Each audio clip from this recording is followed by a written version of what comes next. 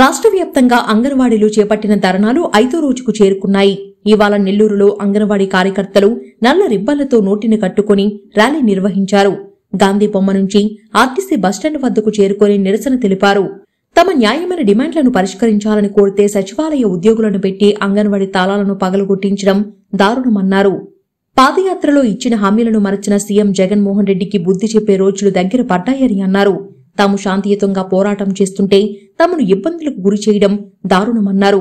వీరికి సిఐటియు, మహిళా సంఘాల నేతలు మద్దతు పలికారు.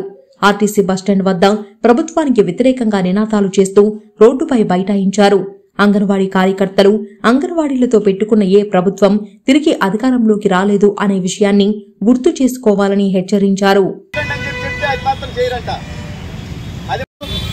ఒక కలెక్టర్ గారే, ఒక మెజిస్ట్రేటే దాదాపు మీరన్ని స్కూల్స్ తీయండి అనేటటువంటి పద్ధతుల్లో చెప్పిన తర్వాత పీడీ గారు, సిడిపిఓ గారు, సూపర్వైజర్లు అందరూ సెంటర్లకు విజిట్కి వెళ్ళి రకరకాలైనటువంటి పద్ధతుల్లో ఈ రోజు ఆ సెంటర్లో తీయించేటటువంటి పరిస్థితి చేస్తుంటే ఈ ప్రభుత్వం ఏమి సందేశం ఇస్తుందని మేము ఒకటే చెప్తున్నాం.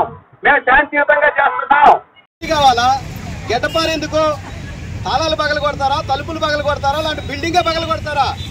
ఏమి సందేశం ఇస్తున్నారు? డాక్టర్ బిఆర్ అంబేద్కర్ రాసినటువంటి రాజ్యాంగం ప్రకారం, చట్టం ప్రకారం ఆ స్కూలు తీయాలంటే అక్కడ ఉండేటటువంటి టీచర్కి నెల రోజులు నువ్వు మెమో ఇవ్వాలి, నెల రోజుల ముందు మెమో ఇవ్వాలి, హెచ్చరిక ఇవ్వాలి. ఆ నెల రోజుల్లో ఆమె తీయకపోతే నువ్వు యాక్షన్ తీసుకోవచ్చు. మెమో ఏమైనా ఇచ్చారా? లేకపోతే తీయమని ఏమైనా చెప్పారా? సమ్మెలో ఉంటే దాదాపు నెల రోజుల నుంచి చట్ట ప్రకారం మేము రాష్ట్ర ప్రభుత్వానికి, ప్రిన్సిపల్ సెక్రటరీకి, పీడీ గారికి, సిడిపిఓ గారికి మేము చట్ట ప్రకారం 15 రోజుల ముందు లేబర్ డిపార్ట్మెంట్ యాక్ట్ ప్రకారం మేము సమ్మె నోట్ ఇచ్చాం. మేమేం పొరపాటు చేశాం? ముందు మీకు చెప్పలేదా? సమ్మెలోకి వెళ్తాము పలానా 8వ తేదీ అని చెప్పాం. చర్చల ద్వారా మీరు పరిష్కరిస్తామని చెప్పేసి 12వ తేదీ పొమ్మని చెప్పారు. 11వ తేదీ చర్చలు ఫెయిల్ అయినాయి. 12వ తేదీ కూడా పోకుండా మనం ఏమన్నా వీళ్ళ కోసం ఎదురు చూస్తూ ఉండాలనా? మీరు సమస్య పరిష్కారం చేయండి. మేము ఒకటే ప్రభుత్వానికి చెప్తున్నాం, ఈ రోజుకైనా కానీ మా సమస్యలు పరిష్కారం చేయండి.